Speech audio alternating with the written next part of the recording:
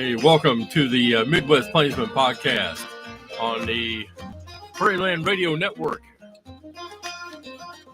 Appreciate everyone who's going to be tuning in this afternoon. Now, I get into a lot of different discussions on this channel, so I'm covering a little bit of everything. The one thing that I will not get into is any kind of political debate on this channel. So, what we are going to be talking about today, though, is going to be online radio stations, the pros and cons, and then also the DJs who volunteer their time to be a part of these radio stations.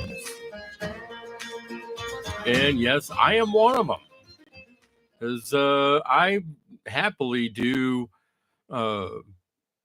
spots for Native Family Radio. That is the one primary station that I'm on right now. Now, granted, I have been on a couple of other ones that have kind of faded away. And, you know, the other one I was just recently a part of, they decided to shut down. I think it's just because of they were not getting any hits, and most of their DJs just kind of went bye-bye, which is unfortunate. The one argument that I have been hearing a lot lately, especially on the Facebook groups, and one that I was on here just recently, is I made a post in there that, I didn't see anything wrong with it. But the guys who were responding to it came off with egos and bad attitudes to the point where it's like, screw this. And I started clapping back at them with facts. And obviously the mods of that group didn't like it, so they shut it down and eliminated me from the group. That's all fine and dandy. I don't care. But this is an important discussion that I felt necessary to bring about because of so many people have misconceptions as to what goes into running an online radio station, the differences between here in the States compared to stations over in the UK. Granted, there are different regulations in the UK than there is here in the States. It's a lot easier for people over in the UK to start up and run these online stations because it's not costing them nearly as much as what it does for us here in the States. Because there are so many hoops that we have to jump through. Granted, I am not an owner of a station, and I don't plan on it. I was planning on it for a while, but the cost in it is just too much to really be able to get into. For one, not only do you have the monthly charge for the server that you're using, however much bandwidth that you're needing, however many DJs that you're going to have, on top of paying into royalty fees.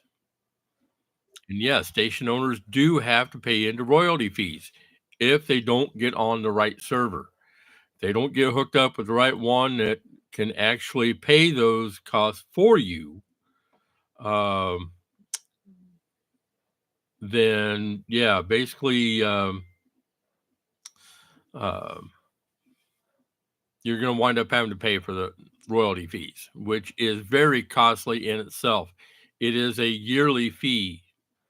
And from what I've been told as of late, that yearly fee winds up being somewhere around neighborhood of between 1,500 and close to $3,000, and that's coming from a station owner.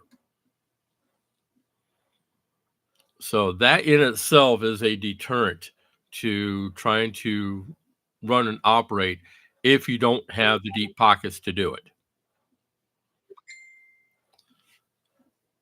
Now, for those of us who are DJs, the one thing that the one argument that I constantly see is why stations cannot pay DJs. And I think I just got done clearing up that question for a lot of people because of the expenses that go into running a station. It's not like working for a corporate owned terrestrial mainstream station where most of those DJs, yes, they are getting paid. But when it comes to being online, a lot of your stations will be asking for volunteers to be their DJs. Granted, there are a lot of people out there who do it for the love of the music. And that I'm one of them. Yes, I do love it for just for the music. Would I like to get paid? Yes, I would like to. Do I think that that time will ever come? That I don't know. It depends on how things work out. If things change to the point where, and the one suggestion that I put into the write-up that I made is getting sponsorships from corporations, bringing in paid advertisers. By having sponsors and paid advertisers, yes, you can make a go of it successfully. If you get people behind it, supporting it, helping to fund it, yes, you can make a go at it successfully. And that was one of the suggestions I put in.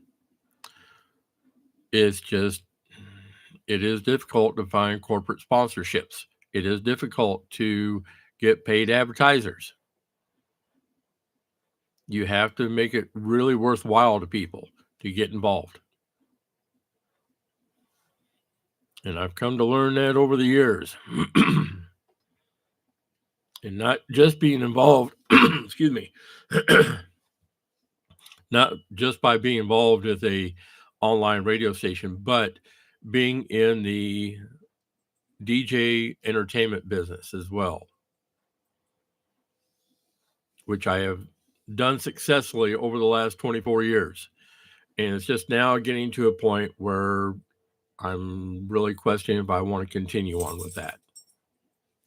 Just because of my own abilities, my preferences, and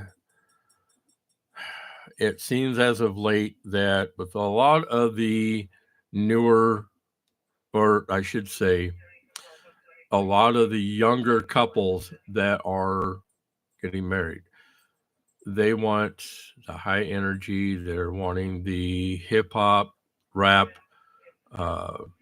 pop, uh, kind of music that I'm not really into. I don't get into it. Yes, I did back in my younger days because of the responses I was getting from the crowd, because that's important to me. But now that I'm in my late 50s, middle to late 50s, it's getting to a point where there's only certain kinds of music that I like playing. And that's what gets reflected into my online radio programs that I do. A lot of other guys, yeah, they like the pop, the hip hop, rap, crap. Um,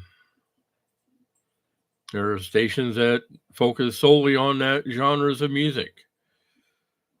I think the reason why I chose Native Family is just due to the fact that a lot of the DJs on there are older, and they like the older classical music from, and a lot of independent musicians as well. They support independent musicians, singer songwriters, and bands.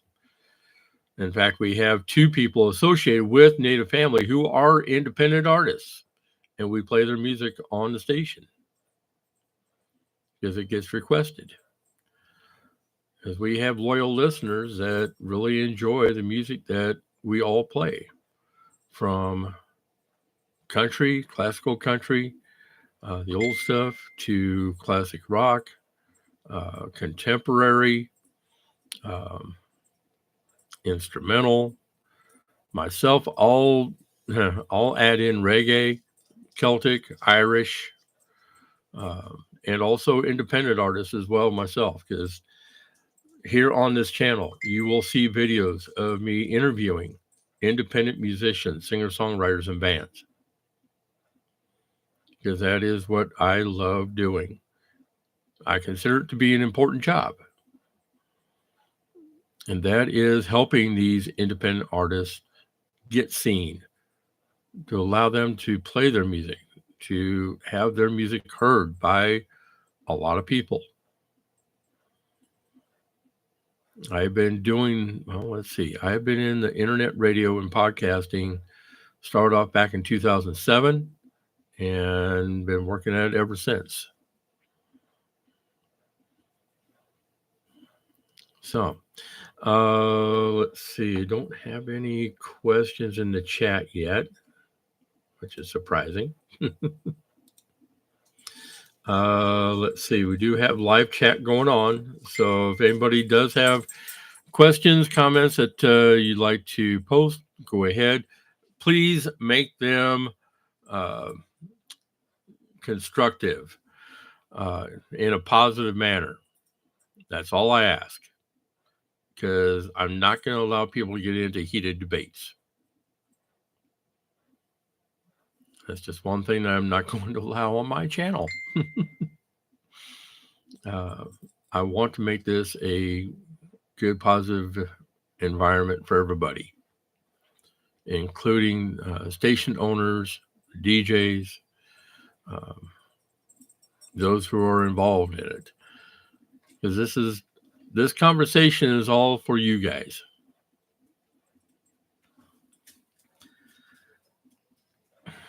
Give me just 1 second here. I got Zoe, go lay down.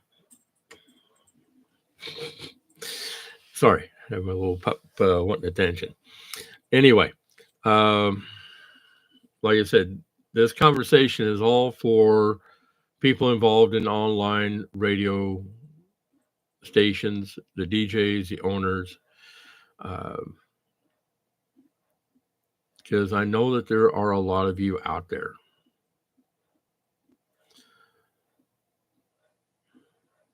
The main difference being between those who are willing to volunteer their time because they have a love of the music and they have the time to do it. So it's not that big of a deal to them.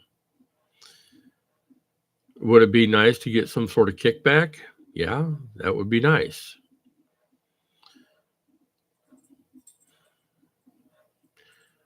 Will it ever happen? That I don't know.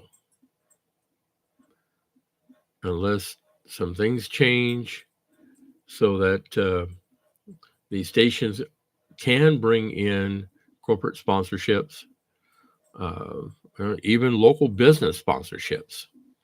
I encourage people to go out and talk to your local business owners and just let them know that, hey, you're doing this to support the community. You're doing this to give back to the community. And they will most likely wind up pitching in to help. Then there's also paid advertisers. Here again, talk to your local business owners, talk to corporations, let them know what you're doing, let them know where you're located, and that you would like to be able to have some of their ads playing on the station to help promote their business and charge them a small fee. It doesn't have to be the extreme fees that terrestrial radio stations are charging businesses. The last time I looked into it, to be on an actual radio station, it was going to wind up costing me somewhere around 10 grand. And that, I turned it down because there's no way on earth that I was going to be able to pay 10 grand to be able to just be on, have 30-second clips on the radio. It was just outlandish. There's no way that they should be charging that kind of money. So, in order for online radio stations, in my opinion, and like I said, this is just my opinion. If you want to charge for paid advertisers,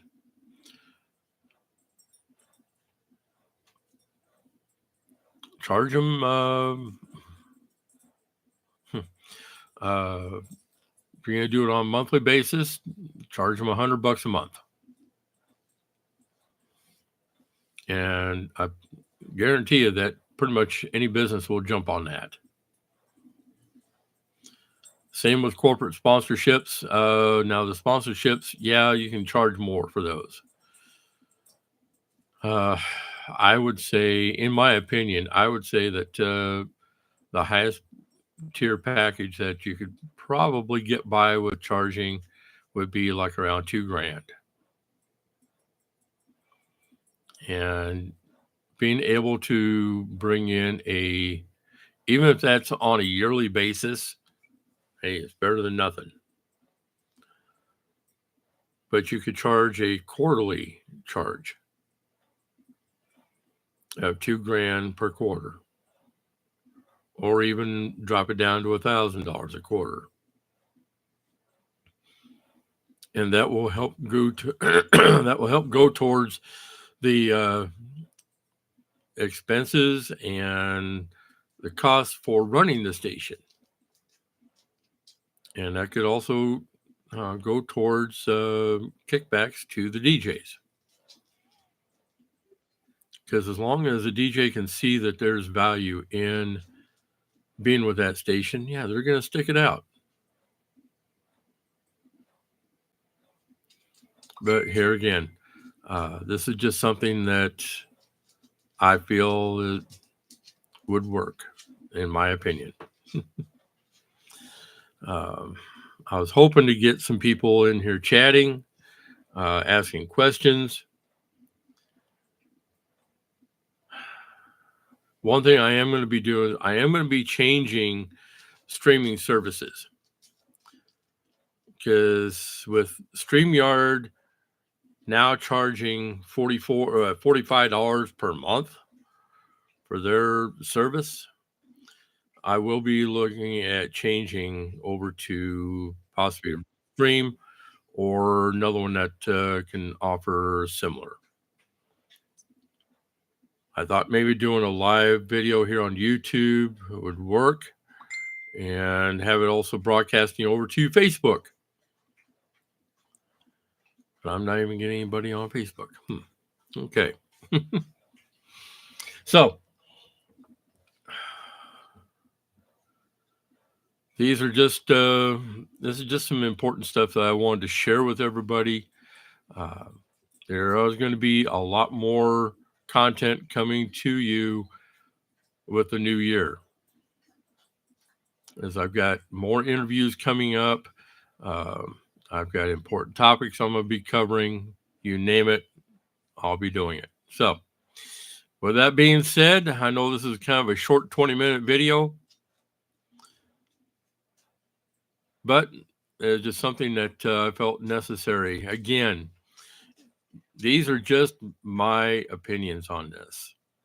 By having a radio station invest more by picking up corporate sponsorships, local business sponsorships, and paid advertisers, it's going to go a long way to helping you run your station, to be able to put more into it, and to be able to pay DJs. Now, I've also been doing voiceover work for Native Family. I've been doing a lot of promo work for them.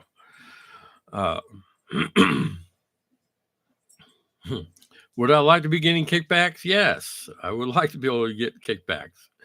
It's always nice to be able to get that. But here again, it's for the enjoyment of what I do. And they know this. And they treat me very well.